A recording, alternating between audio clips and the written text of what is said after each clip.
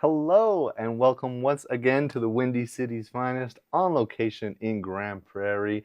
We are here at the Grand Prairie Polytechnic. Thank you so much for having us here. He's Mac, I'm Perry, and this is Arjun Roy. Yes, I love it. I love it. And yeah, just to give people some context, could you give us a really broad strokes overview of what it is you do, or the many things that you Of do? course, Yeah. happy to do it. So I am, I think whether it's on my website or on business cards, I broke it down to I am a producer, recordist, and a mix engineer. That's my main thing. I'm an audio engineer by trade, record producer. I work in live events, and for the past several years, of studying and working, I kind of leveled up to curriculum development and academia. That's amazing. Thank you so much for that context, and I cannot wait to dive more into that journey in the next segment. But for the purpose of this segment, we'll just be doing some icebreaker games, getting to know Arjun a little bit. Perfect. And yeah, we'll go from there. The first thing we have is our trivia. How are you with trivia typically? Depending on the trivia, either really good or really bad. So it could go any which way. Fair enough, fair enough. Well, the stakes have never been lower, so we'll just dive in. My first piece of trivia for you, Arjun, is which famous country musicians hail from Grand Prairie, Alberta? Ooh. A. Tennille Townes. B. Carolyn Dawn Johnson. C. Archie Caillou. Or D. All of the above? Oh my gosh. Well, my answer is definitely A, Tennille. But because there's an all of the above, I'm now suddenly unsure if it's all of the above. I'll stick with Tennille. Awesome. It is D, all of the above. Yeah. Okay. No, but that's all good. That's all good. Cool. Awesome. I'm going to throw it to you. You have a piece of top secret trivia for me that Mac has prepared, and I have no idea. I think the other day I got them all right, but I don't typically have a good streak with these. So if you want to rattle off the first one, we'll see how I do. Okay. Mac has been to Grand Prairie only once before for an acting gig. While there, he ate at A. Cozy Pierogi, B. Mia Birria Mexican Eatery, C. Sawmill Prime Ribbon Steakhouse, or D. Better Than Fred's. It's very interesting being here now because I actually recognize some of those names. And part of me also wishes there was like a D, all of the above, and we just ate at all of them. Right. For an acting gig, I think I know who the acting gig was with. I think they might spoil you, so I'm gonna go with the Sawmill. Is that right?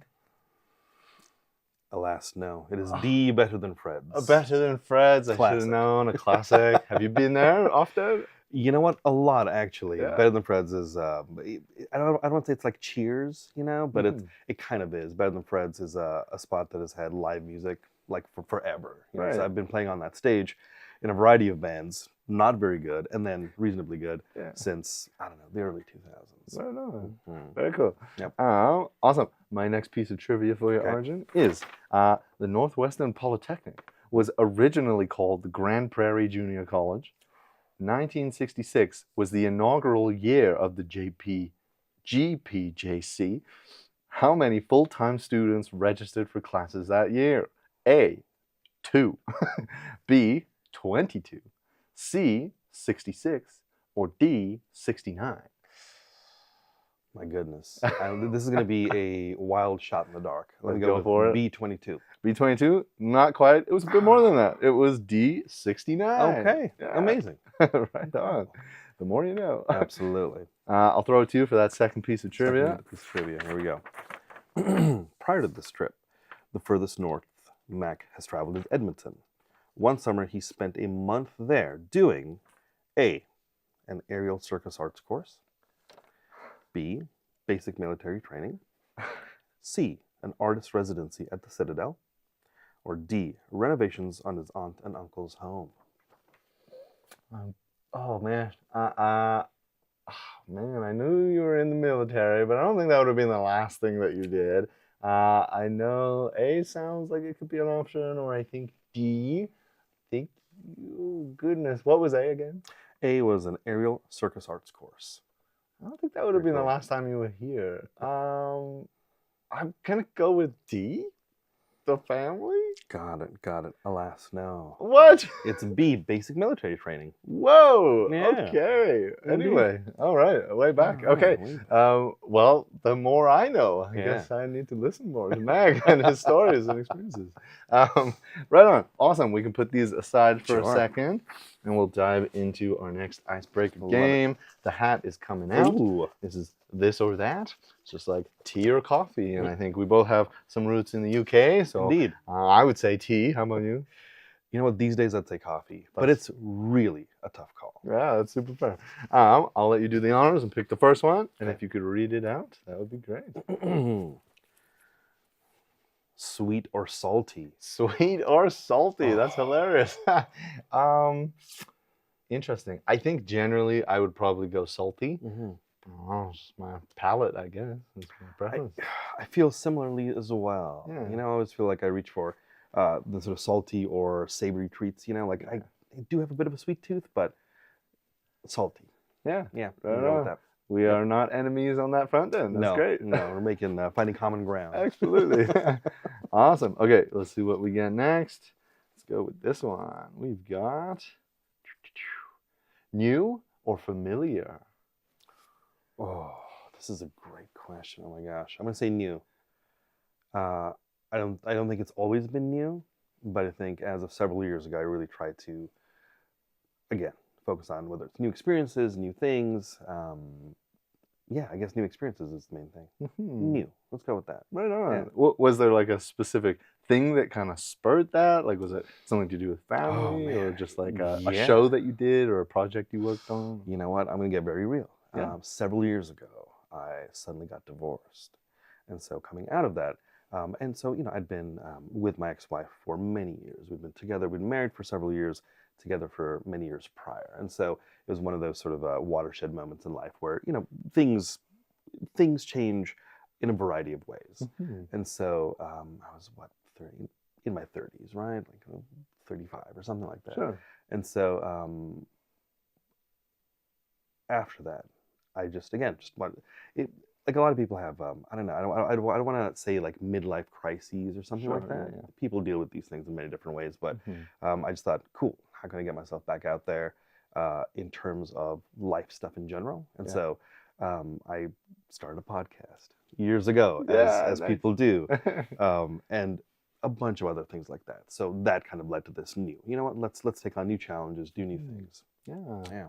I love that. And I appreciate your realness Sure. and also acknowledging, like at one point in time, maybe it was familiar. Yeah, I think exactly. that's super relatable too. Yeah. And I think, yeah, I am maybe, I don't know if it's the midlife crisis. I know I'm 29, so, isn't there something about Saturn returning at that Right. point in people's lives? I don't Yep. know. But yeah, I think I'd be in a similar boat of just new. I mean, I don't know. There's an interesting point I think we hit where it's just like, you do stuff.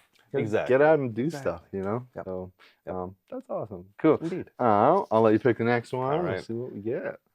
Now looking, here we go. Ooh, theme park or museum? Theme park or museum? I had a terrible experience at a theme park one time. I can't do the like motion stuff. Oh, yeah. So I was not well afterwards. Mm-hmm. And I also just don't do great in like massive crowds. Sure. I'm too sensitive to all that stuff and stimulus. Yep. So I guess I'd go, was it museum? Was the other option? Yeah. I'd probably do museum. How about you? Museum makes sense. Quick question. Did you ever go to Alton Towers when you were a kid? I did not. Okay. No. Yeah. I can't remember if I did or not. I remember it was ubiquitous, like being a kid in England. It was like, I remember seeing ads for Alton Towers all the time. But I too had a similar experience to you in England. I don't remember where it was. Maybe it was Alton. We'll just say it was Alton Towers. Sure. But it was a school field trip, and everybody, all the boys and girls in class, loved going on roller coasters and things. I discovered on that trip that I hate roller coasters and things. Right. So my answer also is museums. Yeah. Does it have anything to do with height and accelerating? Because we featured another guest and they couldn't do either of those things. It's a bit of that. It wasn't always heights for me, but it's a combination. Is For what sure. it is. Yeah. Right on? Yeah. Okay. Let's see what we got. Our next one is going to be dress up or casual. Oh my gosh. I'm going to say dress up. I love all of the above. And every once in a while, I just love dressing up. I think it's just a fun thing to be able to do, whether it's, suit and tie or like, I don't know, tuxedo, velvet jacket kind of stuff. Yeah. Something fun about doing that now and again. How about you? I appreciate that. I think for myself, it would be casual. I did work at like a men's clothing store, so I was like selling suits, and I had to wear one every day, and I maybe got a bit tired of it. Fair. So casual for me, I think. That's awesome. Okay, I think we'll move steadily along to our last icebreaker game. Tumbling towers, quick review. Cannot take from the top 3. Right. You gotta try to put it back on top once you pick something. I'll get my questions here, but I'll let you do the honors and try and get the first piece. All right. And you can poke around and see what's gonna work best for you. Got it. It's been a while since I have. Funnily enough, I was talking about loving Jenga and such, but it's been a while. I have a good feeling about this. Oh, you seem like a pro. You seem like you know what you're doing. Oh no. Oh, there we go. Okay. There you I go. felt it moving. I thought, I've made the wrong move. Is that 17? No. Wait. 12. 21? 21. 21. Good job. 21. If you could time travel, when would you go? Oh my gosh. The couple of things that come to mind immediately. One is, I mean, like the nerd child in me says, like, I would love to go see dinosaurs and the prehistoric world all over the place. I'm sure, I don't know, maybe there's like a deeper answer to that, but I'll stick with that. Yeah, I love it. I'm very curious. Like, Yeah. because like surviving in that time, how long would you go for? I'm just curious. That's a good, and that, again, good question. Like, now if we continue the thought experiment after the initial, like, hey, this is the answer. Yeah. Not for too long. I mean, I guess technically, like, the atmosphere was different, right? So we wouldn't be able to survive for that long. Right. Also, what is the book? It's a Ray Bradbury book, right? The Sound of Thunder. But it's the time travel book where they have time travel, and so rich folks go big game hunting for dinosaurs, and then this particular story focuses on like one trip when things go awry, and so a group goes to go hunting, and they're supposed to just stay on a certain path so that they don't disturb wildlife, flora, fauna, that kind of thing. Somebody goes off the path, they step on a butterfly. And then when they come back to the present, everything is different, right? Because of this thing. So I would want to, within the confines of... Stick to the path. Exactly. Stick to the path. And If there is a path, or if there isn't a path, figure out like how to not do any damage. So when I come back here, things are unchanged. Yeah. Right on. Just a short little peek, I think. Thank you for continuing that thought experiment with me. I really appreciate that. How about you? If I could time travel, when would I go? Oh goodness gracious me. I don't know. I heard recently, like, I think it was a comedian or something, they were talking about this, and they would just go back to like, time with Jesus. Just be like, wouldn't you like to know that, like, actually, and I was like, that's an interesting thought. It might drive you mad when you come back in some way, shape, or form, but yeah, so that's going to be my answer. Cool answer. That's a good point, though. When you come back, I mean, you have this knowledge, right? Yeah. Like, I mean, what do you do with that? What do you do with it? Yeah, so Amazing. I might regret that choice. But, all right. Moving along, we've got 18. Okay. What is something that takes a lot of time but is definitely worth it, in your opinion? Oh my gosh. Time is definitely worth it. Oh man, that's a good question. A great question. I'm trying to think, like, hobbies of some sort, learning new skills. It's been a while since I've had the time to commit to doing something like that. But I've been thinking about that in recent years. Something even as simple as sort of going back to the gym, for example. Yeah. I do a lot of outdoor stuff. My family and I, friends and I, will go hiking a lot, things like that. But there was a time when when I was younger and had a lot more time, and I would spend a lot of time at the gym. And whatever your pathway to health is, like, I think that can take a lot of time, and it's super worth it. I would like to have some other answer, like calligraphy or something little like that, which I would love to do. But I'll go with gym and active, healthy lifestyle. I love that. Yeah, and I would actually really agree with that. I think, like, I have my own practice of trying to get out into nature. Like, I love sunsets, so I will often, if I can, I will try and go for a walk and Yeah. catch a sunset. Yeah. And yeah, the time adds up, but I Mhm. think it's time well spent. Absolutely. Yeah. Were you out and about yesterday or the day before at sunset? Yes, we were at a restaurant. Got it. Yes, and I could see Quite the lovely. sunset. Yeah, it was beautiful. Absolutely. Yeah. Indeed. Yeah. Awesome. I'll throw it back to you. Oh, We yeah, have of time for course. maybe one or two more. Okay, let's And do then it. we'll, yeah. Okay, Oh, there there we you go. go. Nice. 37. 37. Yes. What's one thing you're always misplacing? Oh, this is a good question. I try not to misplace anything just because it's a pain in the butt when you do. I feel like, oh, you know what? Phone. Hmm. Yeah. Every once in a while, I'll completely misplace my phones. I have a work phone and a personal phone. Although, as we know, sometimes both phones just become work phones. It's just Right. Yeah. phones. Yeah. If anything, it's those. Right Yep. on. I think for myself, one thing I'm always misplacing. That was a great question. Oh my gosh. Yeah, I mean, I would say phone too. It doesn't happen often, Right. but when I do, I just cannot find it for Yeah. the life of me, and it's very stressful. It's usually when Yeah. you like need to get going, like you need to Oh, get that's out the just it. door, Yeah. and it's just Gotta do one of these, like, oh, wait a minute, where's the phone? yeah. Anyway, right on. I think that is all the time we have for our icebreaker games. Sounds good. I have thoroughly appreciated and enjoyed this. Yeah, this has been the Windy City's finest, on location in Grand Prairie at the Grand Prairie Polytechnic. He's Mac, I'm Perry, and this is Arjun.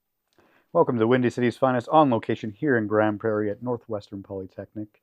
I'm Mac, he's Perry, and this is... Arjun Roy. Yeah. So I really enjoyed your segment with Perry, getting to know you a little bit about your likes and dislikes and things like that. So it was really fun. But of course, we are here for the arts, to talk about your art and your Happy to journey. do it. And I'm always excited to learn about artists' journeys because they're always different and varied and interesting. So yeah, I know you kind of gave a little description at the top of the first segment, but yeah, tell me what your art is. Okay, so the answer is not a short answer, but I'll condense it. So these days I find myself focusing more on production, working with up-and-coming bands. Also, I guess what I'm doing here at Northwestern Polytechnic, I've been recommissioning this facility that we're in, the recording studio complex, and through that, doing a bunch of recording work. Also, a bunch of performing work. I'm fortunate that a lot of the bands that I've been producing and mixing and such play a lot. They're fantastic, and they get a bunch of summer gigs, and so it's been fun to get back on stage again. I used to perform a lot, and so now it's great doing a little bit of that again. Great, yeah. I mean, there's lots to go over for sure. Yeah. I guess we can kind of start. You mentioned that you'd done a lot of performing because your background is primarily in music to start with, right? Indeed, yeah. Yeah. So let's tell me about that. When did you first start being interested in music? Sure. I feel like when I remember sort of cliched answer that people give is like ever since I was young. But it's totally the case. I remember when I was first sort of fully into music, or when it grabbed me as it did. But definitely being a kid in India, listening to music, perhaps like Bollywood movies and stuff. But also my parents had a lot of cassette tapes of sort of Western bands, and it was like everything from like, let's say, Eric Clapton, Joni Mitchell, to like the Sound of Music soundtrack and stuff like that. So I loved music. At some point, I thought I would love to play music, but I didn't know what that entailed or how that would happen. Fast forward to being 12 or so in England. So I was born in India, grew up in India, we moved to England, and then eventually ended up in Canada when I was 14. So around the age of 12 or so, they offered music lessons at school. And so my parents made me a deal that, hey, look, like study an instrument, and maybe we will buy you an instrument, so on and so forth. And so I studied classical guitar from the age of 12. But I always wanted to play rock music, as people do sometimes. But I was in luck because my guitar teacher, day one classical guitar lessons in London, England. I don't know how old I was, but I'm sitting with 2 or 3 other pals, and so these other kids from my grade were all learning classical guitar, and I thought perfect. You know, I remember the deal I made with my parents. I will study, I will do my best, and maybe I can eventually own an electric guitar. We'll see. Uh, all that worked out great because the teacher walked in the door. And so, again, just setting the scene. I'm wearing a school uniform, sitting in England, grade 7, I'm sure, something like that. And the teacher walks in, leather pants, cowboy boots, leather jacket, puffy shirt, like Nikki Sixx hair. Like, dude looks like Yngwie Malmsteen. And he's like, hello, I'm Paul. I'll be your guitar teacher. And I thought, okay, I think this guy can teach me rock music. I think I can do this. And sure enough, yes, he made me the same deal. Listen, work on the classical stuff. Get really good at this. If you complete all the things we need to do, you know, ahead of time, I'll show you some rock stuff. And that was it. So I did crush the classical guitar stuff, and then quickly got into learning rock music on a classical guitar when I was 12 or so. Yeah. And what was it about rock music that drew you to it? I'm not sure. You know, there's an extension that eventually that leads to like heavy metal music as well. I guess I love classical music. I love art music of varying sorts, whether it's, again, classical, Baroque, you know, romantic era music, Rococo. I'd also gotten into, again, these cassette tapes that my parents had. It was just brand new. It was brand new music. I mean, living in India at the time, you had Indian music, whatever that was, you know, whether it was Bollywood music, some popular music, or classical music, which I really appreciated. Something about rock music was just really exciting to me. You know, I remember hearing like Jimi Hendrix and like Deep Purple and Heart. I mean, you know, Nancy and Ann Wilson are amazing, but something about hearing that when I was young was just so exhilarating. I don't know why, but it was just amazing. I was hooked, you know, from that. Nice, that's great. Yeah, and okay, and then so you're learning rock music from your teacher there, and then I guess what came next in your musical journey? Yeah, we moved to Canada when I was 14, and so when I lived in England, again, played classical guitar, learned some rock and blues licks, had a bunch of friends who didn't necessarily make music, but they were into music. I was into all sorts of stuff. I mean, being that age in middle school, you kind of, you know, you play some sports, you do all sorts of things. We moved to Canada, hyper specifically to Hay River Northwest Territories. So London, England, Hay River. I love Hay River. I love all my Hay River pals, and so on. But it's a big culture shock, you know. We moved in the middle of winter, January 7th. I just turned 14. We fly in, and it's, you know, I don't know what the temperature was. It was like, take your pick, like -50, you know, something like that. We show up in a small town. It's like 2,000 people or something as a population. And so there, with love and respect, there's not a lot to do. Small town up north. A lot of my friends, I was skipped a bunch of grades, and so I was kind of in class with people a couple years older than me. And so everyone was sort of into partying and stuff, and, you know, as one does. But I was like a big nerd, and I was younger, so I didn't quite mesh in that way. So I found myself playing. I want to say, I still say football. I mean soccer, and rugby in the summertime, which is very short. And then the rest of the winter, I just played a lot of guitar. I found a great guitar teacher, and again, we dove into probably rock stuff. We continued playing classical music, played some rock music. I was getting into more complex kinds of rock. I don't know, Steely Dan, things like that. I'm not a good jazz player by any means. I'll put that out there because I can fake my way through it, but it's not my bag.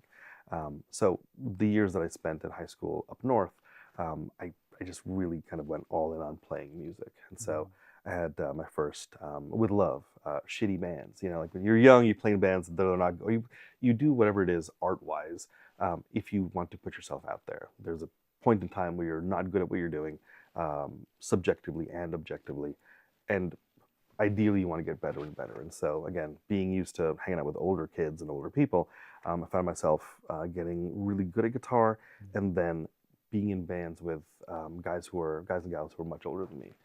So I was always like, you know, the youngest, or like, you know, I always wanted to surround myself with, you know, people who are way better than me at something, learn from them, and then hopefully, you know, get better and better. So that was sort of, you know, high school for me, just playing a lot of music, classical guitar as well as rock, eventually metal, and then playing in sort of early bands. We played, I don't know, Blink-182 covers, like things like that. Yeah, that's great. Yeah, that makes sense. Yeah, I like that what you said about like not being very good, but still putting yourself out there. And, yeah. I think whatever it is art-wise, that's an important part. You know, like you can be, just using music as the use case, like you can be an amazing basement shredder, which there are so many. There's so many, you know, and now with YouTube, you see all of them, right? But back in the day, you just, you know, lived in fear that some younger, prodigious child would, like, you know, show you up because they're the best, or whatever, right? Which they are, and they will. But there's something different about whether it's the performing arts or the visual arts or anything like that, where you can do something for yourself, and that's great. But I think a certain other kind of artist or a certain other kind of instinct causes you to want to share it with people. So you have to, whether it's, again, you paint, and arguably, you know, your earlier paintings are not as good as your current paintings or whatever. Similarly, you know, my classical guitar performances when I was much younger were okay, but then they were better when I was older because I enjoy sharing it with people. So similarly, whatever it is, I think putting yourself out there is the key. Is there a time you think where, like, it's too early to put yourself out there? That's a really good question. The answer is I'm not sure. As an example, my daughter is 14 and a half now, and she's been taking piano lessons for years. And for some reason, not for some reason, with love, she's an amazing kid, and she's kind of a ham, you know? She's a little reserved, but then once you get to know her, she opens up. She loves theater camp. She loves musical theater. And so at some point, even with piano, she was unsure about recitals, right? The first recital's coming up. She's a little nervous, but she did great. And then since then, again, she loves performing on stage. She loves playing. And so she herself felt, probably at the age of 10, you know, that, hey, whatever it is that I'm doing, I'm happy to do it in front of adults or, you know, on stage or something like that. Where we end up traveling a lot. And so, but the past few years, they've had like those pianos in airports.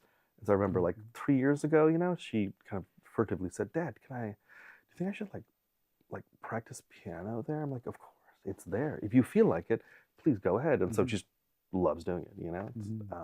So yeah, the answer is I'm not sure. I think it depends on the person, depends on the kid. But I don't think there's anything wrong with that, because whether it's like, you know, the theater arts or something like that, you develop a lot of other soft skills that you'll use forever throughout your life. Even if, you know, this is not a dig, even if you end up in like business, you know, whether you're giving speeches or whatever, you draw upon these things from your youth to help you be more effective at that. Yeah, I'm just curious. And so we're moving along in your artistic journey. So yeah, you're up north, you're playing with these bands, you're learning, you're growing. But one thing I read in your bio was that your initial post-secondary was not for music. Correct. Yeah, tell me a little about that. Of course. So thinking about what to do after school came very quickly, because again, I was 16 when I graduated, and so thinking about graduating was like when I was 14 and a half to 15, you know?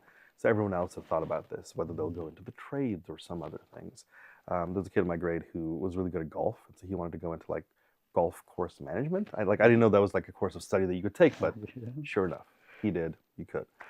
My parents, and again, all of this with hindsight and love, you know, classic sort of family of immigrants who moved from one place to another, and so they would love for me to lock into a rewarding career, but also something that has stability, guaranteed income, so on and so forth. And so a lot of folks in my family are in the sciences. There are a lot of teachers in my family, a lot of different kinds of careers. And so my parents are dentists, my auntie's a doctor. And so, you know, given my, I don't want to say like talent or whatever, but my interest in the sciences, they suggested, hello, what about like med school, you know? And being 15 at the time, applying to go to university, I thought, I don't know, like, sure, I guess, maybe. So I got into the U of A, I got into like master's biochemistry or something like that. And that's what I did. I graduated high school in 1999, went to Edmonton, and had a short tenure at the U of A. I think the time that I spent at the U of A helped me figure out that I didn't necessarily want to do that, which is definitely not what my parents wanted to hear. Again, with love, they're super supportive. You know, it was a tough set of conversations at the time, but it just wasn't for me. And I couldn't tell you why I was so sure that A, it wasn't for me, and B, I wanted to somehow make a career in the arts, but I just had a very strong feeling about that. So I wish I'd been a better student at the U of A, and it was a time that kind of, by being there and realizing maybe this is not for me, and then trying to figure out what it is that I wanted to do, it set up what I do now, for the rest of my life. So, so I didn't become a doctor, but I do this now. There we go. Yeah, and I think that's very natural for a young person not to really know what they want to do and to try things and fail and to put yourself out there. Yeah. Yeah, I think that's great.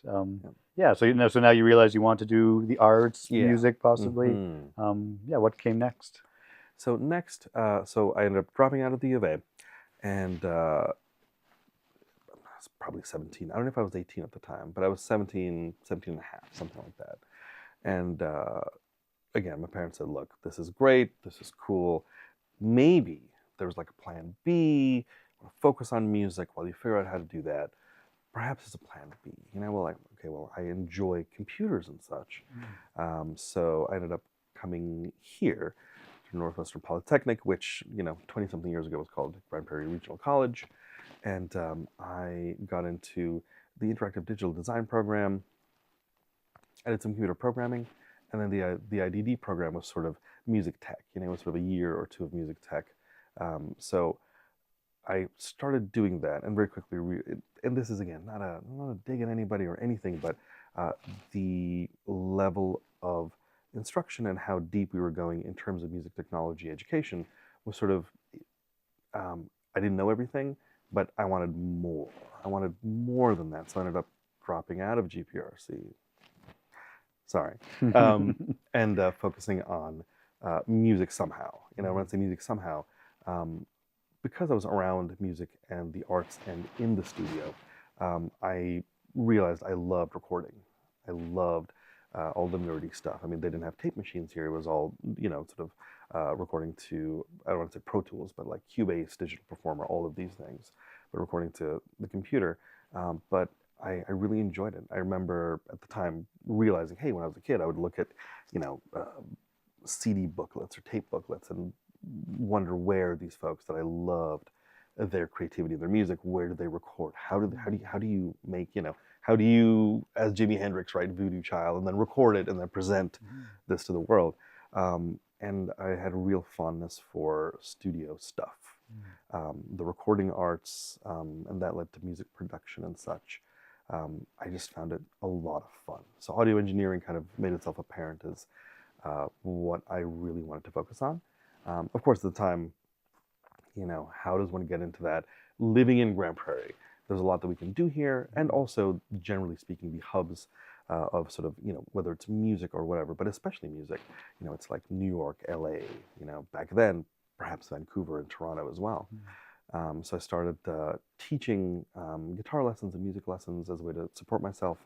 Had a huge stable of students, and that allowed me to live, pay my bills, save money to buy equipment. The only stuff I owned at the time, my parents had bought me my first electric guitar, so I still had that. I had a tiny amp that I got for a birthday many years ago. I thought, okay, cool, this is great, and I think maybe it'd be nice to have some newer gear.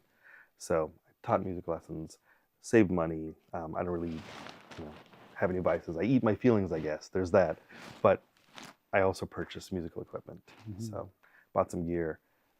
Made a lot of connections here at the college. One thing I'm sure that will pop up and probably does is that there always has been a pretty vibrant and wonderfully supportive and broad arts community in Grand Prairie in the entire Peace region. And so I would find, open mics and jams, and, there was old folks who would see that I was a budding guitar player, and they'd say, hey, do you know how to play this? And I would learn how to play folk and bluegrass and stuff like that. But I would do all of those things. I'm very fortunate that a lot of, I don't know if I'm fortunate, but I'm fortunate to know a lot of amazing artists. Like some of my dear friends now are folks that I met, 25 years ago, sort of jamming in college somewhere or at an open mic or something. So as soon as I was, 18 and able to play in bars, I guess, I found a couple of bands that I could play with, covers, and then originals. And so all of these connections happened, during the couple of years that I spent at the college as a student. Then after I dropped out, I cultivated those relationships, and I think we all kind of grew together to be better songwriters, to be better performers. All of us, were in 5 or 6 bands. Everyone played in each other's band and stuff. And so, over the course of a couple of years of a lot of performing, I think we all got really good at our craft. And I feel like that was, my gosh, 2002, 3, something like that. And then, between 2002 and 2009, I played with a rock band who were pretty good. We played all over Western Canada. We played a bunch of festivals. We played hundreds of shows, again, all over Western Canada. Playing cover shows, playing in bars, but also like opening for a lot of bands that came through, like everyone from the Headstones to Nazareth to, like a lot of bands. We opened for like Tom Cochrane and stuff like that. So there was that, and then I spent the remainder of the 2000s, like 2005 to 9, or 6 to 9, playing in a metal band and similar kind of thing. That was a time when a certain kind of heavy metal was huge across North America. And so we were kind of the right place at the right time, and we put this band together, and very quickly, again, played all over Western Canada, opening for a lot of, great metal and hardcore bands that came through the area, and, drove around in a van, going on tour, and so on and so forth. Nice. Well, that's great. Yeah, and I'm curious, like, because your focus is more on like the sound engineering now. That really interests me because, I mean, just having just met you, I feel like there's maybe that connection between your interest in science and computer science, and it's like, how do you make the thing? How do you? That's really interesting. I guess within that part of your craft, you started out, playing those open mics, you're touring, things like that. Like, was there a significant shift where you went more into sound engineering more seriously? Yeah, certainly. I'd gotten into recording demos for both of those particular bands, probably from 2004 onwards. I had a couple of channels of some early M audio kind of unit to record, so I could record, a couple of channels at a time. And so when I was songwriting with those bands, we would want to record. So we did everything from using like a long time ago, we had, giant computer screens. You had like a computer mic of some sort, right? Like maybe you could get a Logitech mic that was better than the stock mic. So we would record with that, like you're singing, so hold this to your mouth, and then now we're going to record guitar, so we'll take this mic off the computer and hold it to our guitar amp, that kind of thing. And then wanting to make better sounding demos, and just then, again, just finding that I really wanted to nerd out about how to do this better. Why couldn't I make this sound like the records I loved listening to? I didn't have a lot of money for a lot of gear at the time, but I had, a couple of basic mics, a few guitar amps, a few guitars, and a lot of pals, and some great sort of songwriting and recording situations where I could just practice, really. And so from 2004 or 5 until 2008 or 9, I went from making these demos to, again, playing a lot of shows, and then bands would reach out to me saying, hey, we heard your demo, could you record us or something? And so I did that a bunch here in town, concurrent to being on tour. So when I got to, by that time, I feel like I spent my 20s touring and recording and so on. And so I was probably 27 at the time, but, this is, I don't know, 2008 or 9. But after some years of performing a lot, these relationships, no matter how great they are, they kind of like hit a point where they implode or they run their course, and everybody wants to do something different. Sometimes, even as you achieve sort of success in the thing that you want to do, people realize, or people around you, or people part of the project realize, I like this thing, but not to this extent, So we'll jam and then play shows. And some folks might think, you know what, I don't like performing, so I won't perform. Okay, so then you find the next group of people to move up with. You go on tour, and then a bunch of people realize, you know what, I don't really like being on tour. I love music, but I don't know about this thing. So all of that led to, being 27 or so, at the time, having spent several years playing a lot, thinking, okay, cool, where can this go now? I've played a bunch, I've toured a bunch, I've done that thing a lot. And so I thought about doubling down on my love of recording. I was fortunate enough to apply to and then get into Berklee College of Music in Boston. And so when I was 27, I feel like my ex-wife, my girlfriend at the time, then my wife at the time, we were thinking about what to do in our 30s, and then when least expected, she was expecting, and so we're like, okay, cool. Career-wise, what is the next shift? How can I now work and provide for a family and so on? And so I thought, you know what, this is probably the best time to go to Berklee. I've done a lot, and perhaps I could do more in terms of playing and touring and recording here. But here's an opportunity that it's not going to be around forever. So when in 2010, we moved to Boston to go to Berklee College of Music, and by then again, I'd really sort of nerded out lots and gotten a lot into recording, mixing, engineering, all of this stuff. And so again, super fortunate to be able to go to Boston to attend Berklee. I majored in music production and engineering, and I was able to just hone my craft and work really hard at the audio engineering side of things there. Yeah, no, that's great. Yeah. And then did you go back to Grand Prairie after that? No. So living in Boston at the time, I kind of finished my studies sort of in under 4 years, because although I dropped out of both here and the U of A, all of my liberal arts credits could transfer. And so when I entered, they said, hello, welcome, you have 31 credits. I'm like, what does that mean? How did this happen? Yeah. So I took all the tech courses, and then because I had sort of these holes in my schedule, I could focus on recording and such, and then figure out like what the next move is. We thought about staying in the States, and there was options of like, okay, moving to LA or something like that, or Austin. If I'd moved to Austin, or if I'd like moved to Austin and bought a house in Austin in 2013, that would have been crazy. No one can move to Austin now, because it's like real estate's crazy, or Nashville. But I think because of the recording and other things that I'd kind of gotten myself into,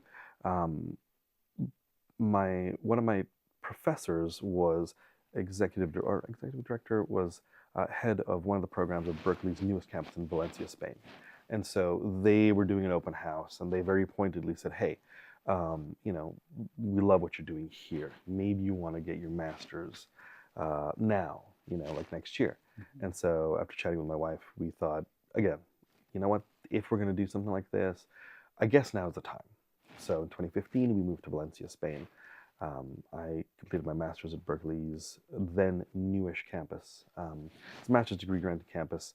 I ended up working there as well, and then we stayed an extra year. I was the fellow for the department, and so I worked with the department and got into academia, which again, at the end of that, thinking, where do we go? What do we do? We kind of wanted to be back. Kids are young. We felt like raising kids in Canada, being back home to do that was the move. So we did. So we ended up in Grand Prairie in 2017, end of the year 2017. Again, as I mentioned in the previous segment, then I got divorced. And at the same time, based on all the work I'd done in Valencia, Spain, Berklee reached out to me because they were prepping their next campus in New York City. And so, again, based on the work that you've done there, would you like to come help us develop curriculum and bring this campus online? And so 2017 to, I guess like a year and a half ago, that was probably 80% of my gig was, again, shifting to academia. At the time, I was having a lot of fun recording and engineering, and that was great. But then again, there was this pull. I didn't realize, or I didn't think years ago, that academia would be something that I would want to end up in necessarily. It just wasn't, it just wasn't on my mind. But again, because they reached out, I thought, this is a really cool opportunity. If I'm going to do it, now's the time to do it. So that's what led, to academia being a big part of what I do. That's wonderful. Yeah, what a journey, a winding journey for sure. Yeah. And I guess so I guess of course we can't cover all of it, but maybe that's maybe a good segue into, you said you're recommissioning this space. Indeed. Yeah, tell me a little about that. Absolutely. So about a year and a half ago, Dr. Shane, the current and then new president of GPRC, had reached out to ask about, consult about potential music curriculum, music tech programs in the future. The events of 2020, anything to do with it's 2020 to 21 around the world kind of disappears. Like, what happened in those years? Where'd they go? I don't know. So we were all indoors, and so institutions were shut down, and everyone was learning virtually and such. And so the fine arts program obviously took a hit. You know, like you can't necessarily run a program completely virtually. Enrollment was down, so on and so forth. So of course, the program itself was put on ice. You know, this whole facility that we're in was shuttered, and so a year and a half ago, maybe 2 years ago, Dr. Shane reached out about, again, if we were going to revitalize this. Well, she would love to. She wants to. How can we do this? And so there are other subcommittees that are figuring out the sort of curriculum end of things and how to implement curriculum and get back to enrollment a couple of years from now. But in the meantime, this facility was like turned off. You know, like there's dust on everything, and it had just been shuttered for years. And so, because again, I'd helped. Let me be very clear. Power Station Studios in New York City, where the Berklee campus is based, underwent a huge renovation. And so it's one of the last sort of iconic large format studios in North America, you know, and has a very storied legacy. And those rooms are sort of the stuff of legend. So when things had to be renovated, we had to make it clear, hello, we're not changing anything. We are going to just, redo the electrical and that kind of stuff. And so there are folks way more experienced than I who took care of the technical end of things as far as recommissioning goes. But again, I gleaned all the information I could. So when they reached out to me here, I said, you know what, I know the broad strokes. So of course, I'll be happy to do it. So I kind of wound down my New York travel and work. And then again, my daughter was, like turning 13. And so, man, it's, teenagedom and children, it's a whole other thing. I love it. It's amazing. And it's a whole other thing. So again, I just wanted to, us to sort of be settled, in a place. And so again, coincidentally, everything happened all at the same time. So recommissioning this place has been wonderfully rewarding. It feels like a very strange full circle kind of moment. I walked these halls, dropped out, but started everything it is that I am doing now here, 25 years ago. And now I have the opportunity to, in some small way, help, bring some of these things back. And so the facility is amazing.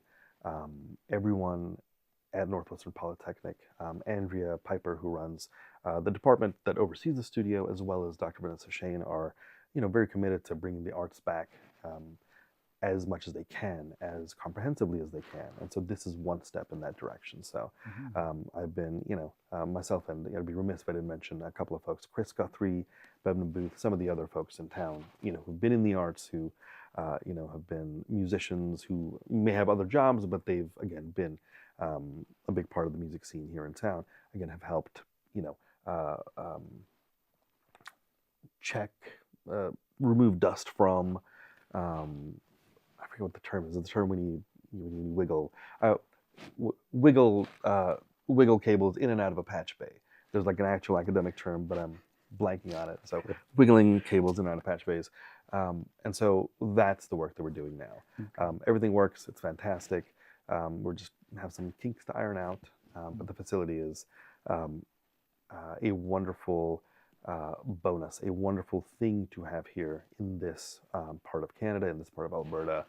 It's capable of a lot. The rooms are fantastic. I'm biased, obviously, but it's a great place to do artistic work. Absolutely, yeah. And I feel very fortunate to be able to be here to talk with you. And Thank you. It's a beautiful Absolutely. space. It sounds great. Yeah, it's lovely. I can just imagine the magic that happens here. Yeah. I guess we are running a little short on time on this segment. Yep. We could talk for hours, I'm sure. Course. But this is the last question we always ask our guests, and we're switching up a little bit for this trip, is how has your artistic practice, could be sound engineering or otherwise, how has that changed your everyday life? That's a good question. It's a great question, in fact. Thank you. Oh my gosh.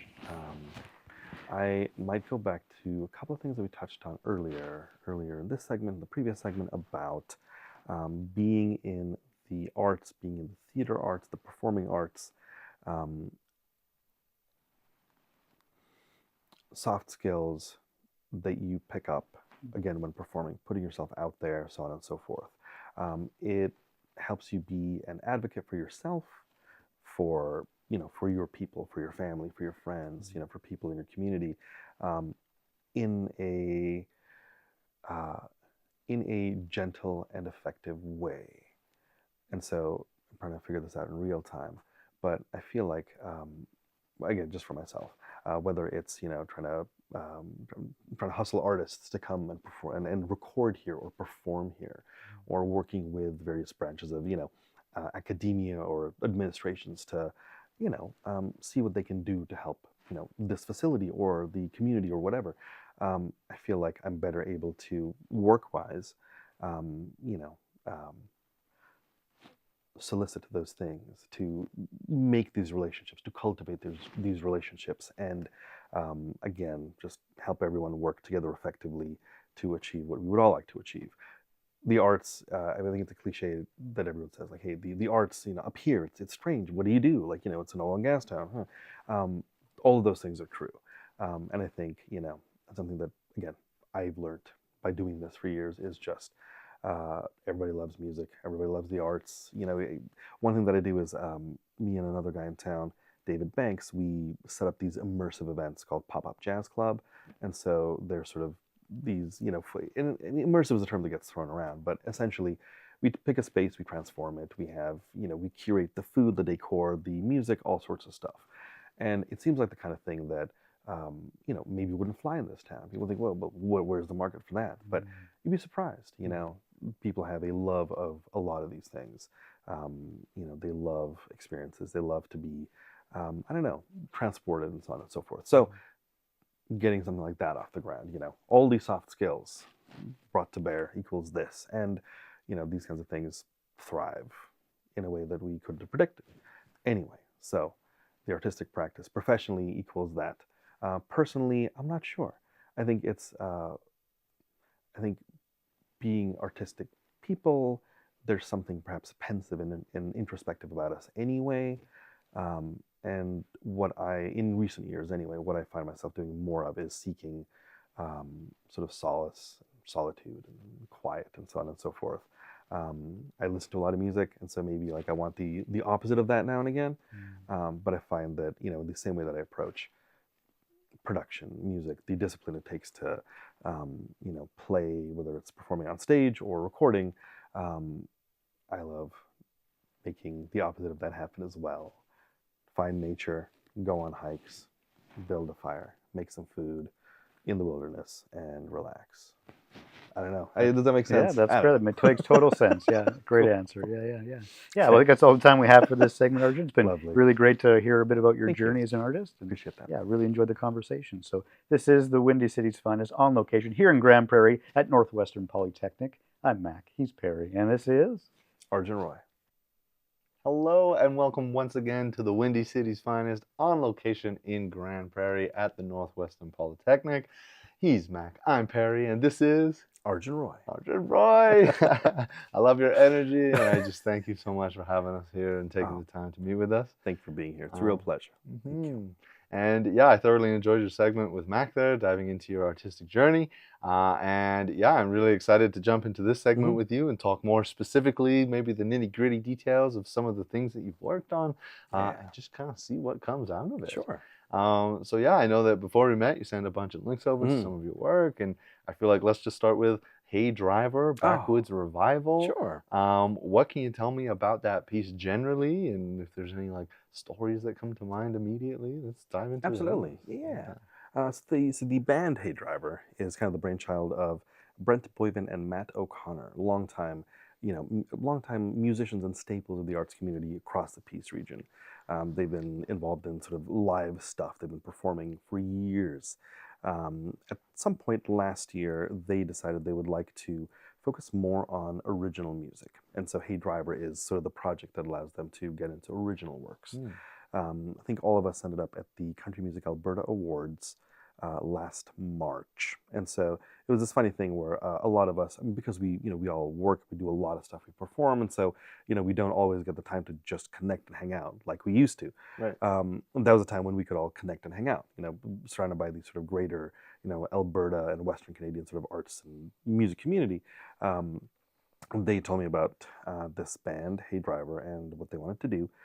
They had connected with, so getting into songwriting is tricky because some people just have a knack for it, And even if you do have a knack for it, you need to ease into it. Songs 1 through 12 are going to feel like they're not as good as songs, 111 to 122, right? That you write. And so they're working on their songwriting.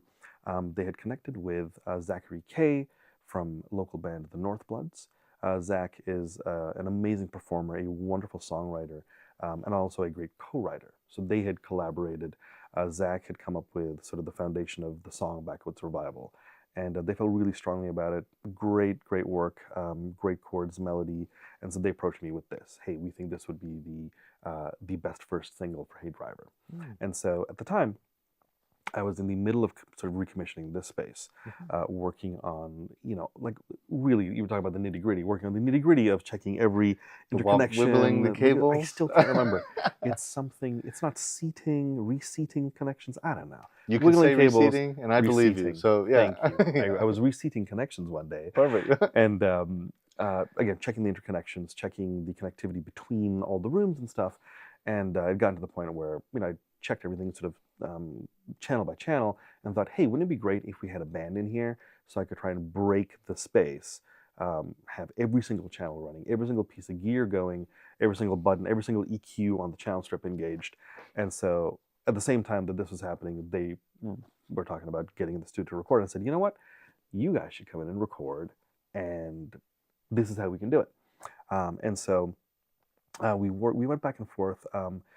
In terms of production, sometimes there are bands and artists who, I don't want to say show up fully formed, but sometimes their idea and vision is fully formed. And so then my job as a producer, my role ends up being making sure that their vision is captured in the most authentic way, whatever that is.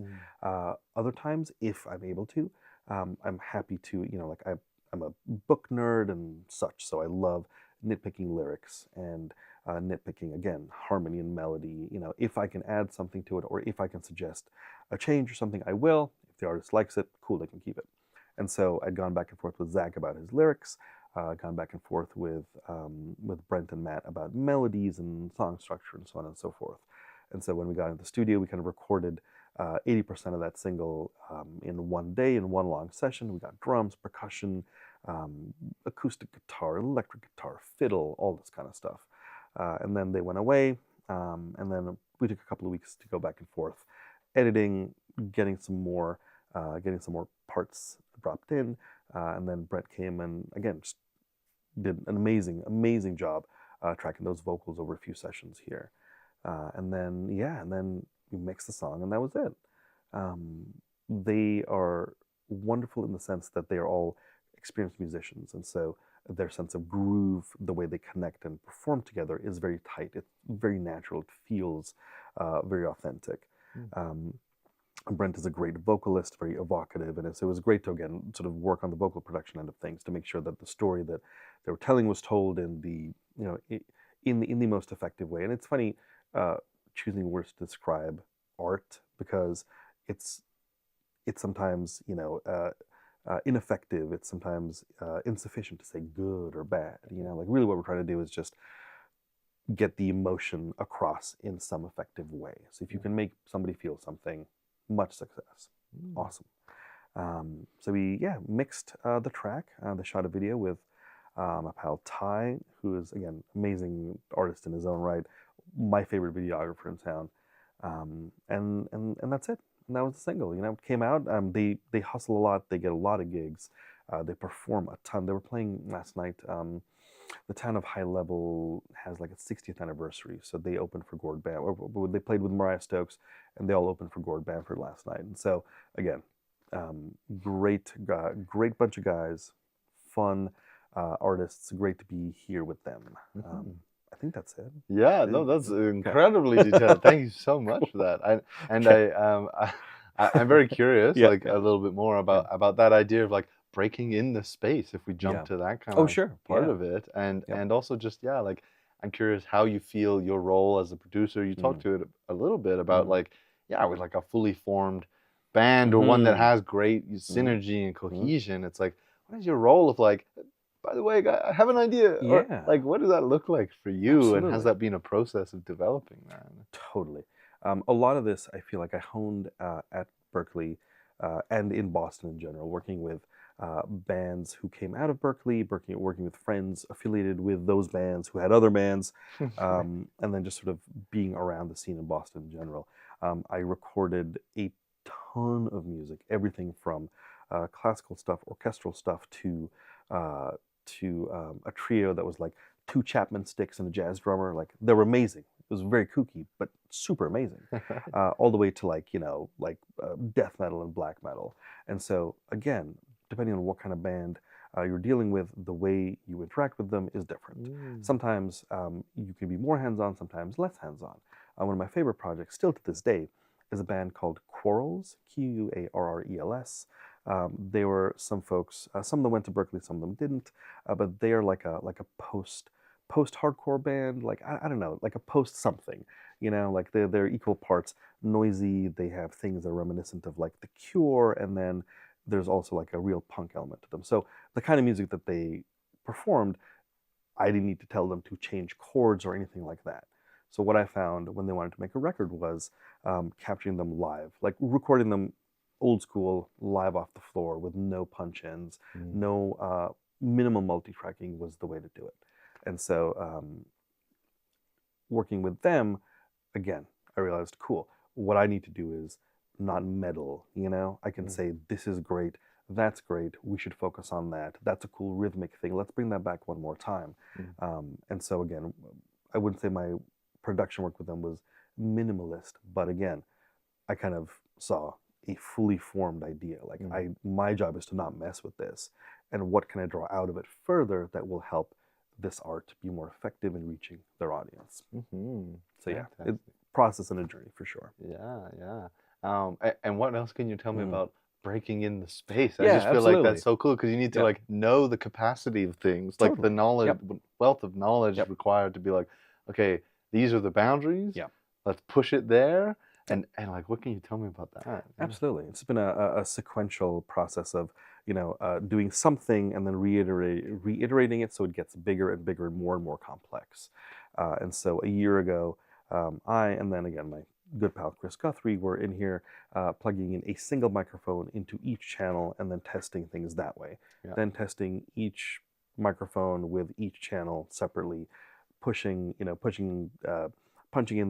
the channel EQ or the compression on each channel to see if those things worked. Because it really is kind of a situation where there's so many interconnections that are possible, and that's good, because you want that. You want the mixing console, if you're in a facility like this, to be sort of an instrument in itself. It is a tool, and so if somebody says, I would like to patch this in there, or what happens if you take a bass guitar and put it through that thing, your answer should always be yes. Let's find out. What is the song? Phil Collins, "In the Air Tonight." So that the sound on that record, the 1980s gated reverb sound. Again, you read about it, and it was kind of a happy accident, because they had the doors open from the control room into the live room, and so there's in like huge studios, there's always like a talkback mic at the top. In a corner or sort of in the middle of the room somewhere, so that when the band is talking, you hear what they're saying without having to have like one mic on everyone. Right. And so the talkback mic was on, and they had some noise gates set up. And so when Phil was discussing something and saying like, like this, and he would like hit a snare drum, it would be picked up by that thing, but then through the door, and then the noise gate that was on would clamp down, because the idea is you hear someone talking, and then when they stop talking, the mic shuts down, because you don't want that noise spilling in. Right. And so that combination of things led to that iconic, the sound of the 80s snare drum. Right. And so anyway, you want all those things to be possible.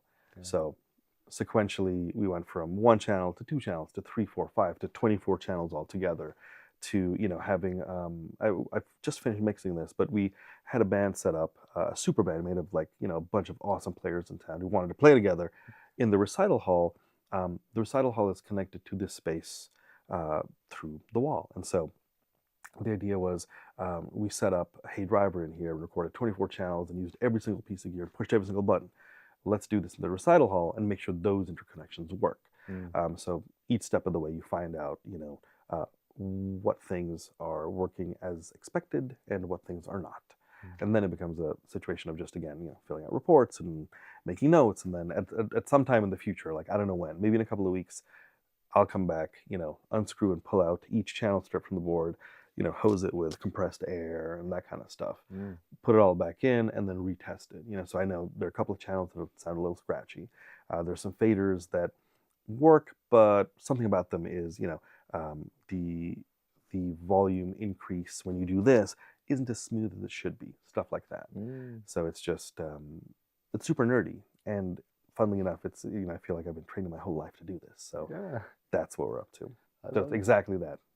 Yeah, I love it. I love it. And I love the ownership of the nerdy. I think it's amazing. Absolutely. We need people Totally. to do that, right? Yeah. Like that's. And I guess ultimately it's just whatever, you can describe it as nerdiness, but it's the thing that you're passionate about. Yeah. That's fine. Yeah. Right on. You had mentioned the North Bloods very briefly, and I know that's something else that you sent over. Yep. And I'm curious what you could tell me about that piece and your role on it. And do you have like a favorite record from that? Red Mountain, I believe. Indeed. Great band. When I moved back to town in 2017, again, I was happy to see shows. Like a lot of I just turned 42, and so. There are a lot of people my age, my dear friends who play in bands, and I don't always want to see people my age, my friends included, and myself, being the ones playing all the shows. I want to see younger bands, like who is next, who is 3, 4, 5, 10, 15 years younger than me, who's in high school, who's coming up, like whether it's bands, singer-songwriters, solo performers, whoever. And so when I got back to town in 2017, I'd heard about the North Bloods. I think I saw a show that they played at Better Than Fred's, and they're fantastic. They're a great band. They just they've known each other for years. Some of them sing and play in different combinations together, and so they're just a wonderful, wonderful band. I recorded their drummer, David Ustra, when he was like 15. He had a metal band. So one of these demos that I made before I moved to Boston was these guys. All of them were like 14, 15 years old. David, they're all amazing, and I will gush for a moment, but David is just an incredible musician, incredible artist, an amazing percussionist, drummer, but just an incredible musician, across the board. He's currently living in Calgary. He's drumming and recording with Kyle McCurney and touring with a bunch of other folks, as he should. And so David reached out to me and said, "Hello, I see that you're back in town. We're thinking of recording. We have some time booked in Edmonton. Can I pick your brain about the recording process?" Eventually, when they were close to recording, I was flying back here from New York.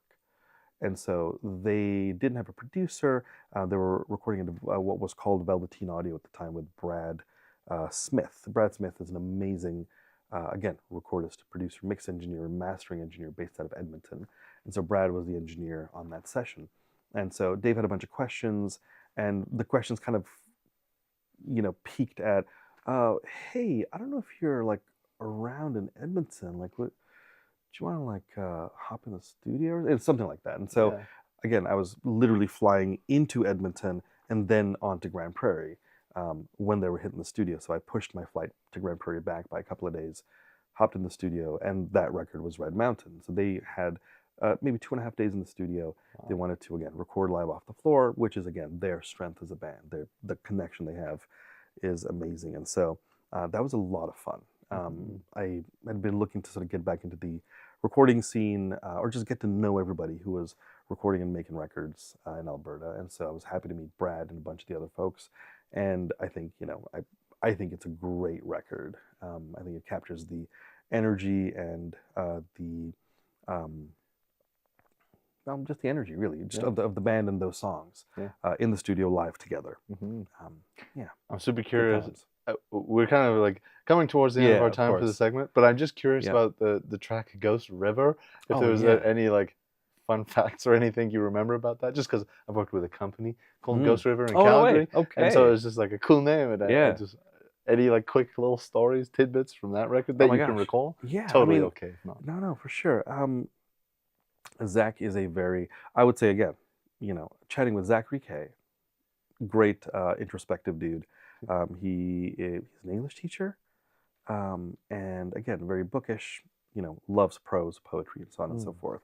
And so that whole record came from his time living in New Zealand briefly. His wife is from New Zealand, and so they met. He moved there for a bit. Eventually, they moved back, and so all the songs on that EP are based on experiences, that he had there. Red Mountain refers to a place where they went. It is, and everything that signified for them in terms of being together and then sort of moving home and stuff. Similar with Ghost River, Zach could give you all the details.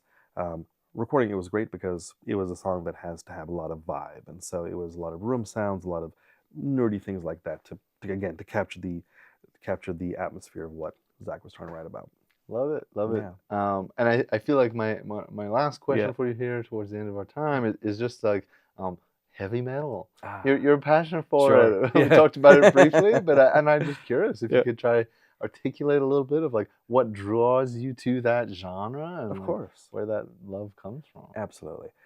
Everyone is people who don't know me are surprised that I'm such a metalhead. I feel like people who know me are, they're like, hey, Arjun, he loves metal. Of course, he produces metal. Of course. But new folks are like, oh, really? Like, oh, we would never have guessed. I get it. I got into metal, I think initially, technically, I was getting good at playing guitar, and I love classical music. I played a lot of classical guitar. I realized that there is some, virtuosic rock music that's like classical music played really fast on electric instruments, right? I mean, classical guitarists are pretty fast anyway. And so that led to wanting to learn technically more challenging stuff. And that led to my friends saying, hello, you seem to like this music. Have you heard of Metallica? Like beginning from there. And something about the energy of metal I just love. I love the technical challenge of playing parts and composing and writing in that way. I love as a production challenge getting that kind of a giant, very in-your-face sound on record. It's something about it. It's so much fun. I feel like metal, maybe metalheads or metalers, are supposed to be, I don't know, intense, maybe angry folks. I find perhaps the emotional release of playing and listening to metal just very, I don't know, rewarding. It's very contentful in some way. I'm not necessarily like an angry, intense person. Just I don't think so. Get that sense at all. Yeah. I don't think so. Anyway, maybe other people say differently, but something about that energy is really interesting. It's one of my favorite bands. They're not a metal band. They could be, in some regards, 9 Inch Nails. It's more about, again, the emotional release, the sonic palette that they create. All the way to, I don't know, Metallica on one level, but then even heavier stuff like At the Gates, Lamb of God, like some of these bands, like there's something very interesting about what they do. And I don't know why, but I just love it. That's fair. That's totally so fair. much fun. Yeah, you don't have to have a reason all the time, right? So yeah, that's so great. Indeed. I think that's pretty much the time we have. Okay. I like to try and ask, like, where can people find out more about you? Is there somewhere people can go? Yeah, absolutely. One great spot is my website, which I update occasionally, arjunroy.com. It has links to work that I've done, mainly, not necessarily stuff that's coming up. But then if you follow me on Instagram at the Arjun Roy, all one word, my full name, I think I post and update lots there. And so, anything that I'm up to probably shows up on Instagram the most. Sweet. Thank you so much for your time and energy. I thoroughly appreciate it. Thank you. This has been the Windy City's finest on location at Northwestern Polytechnic.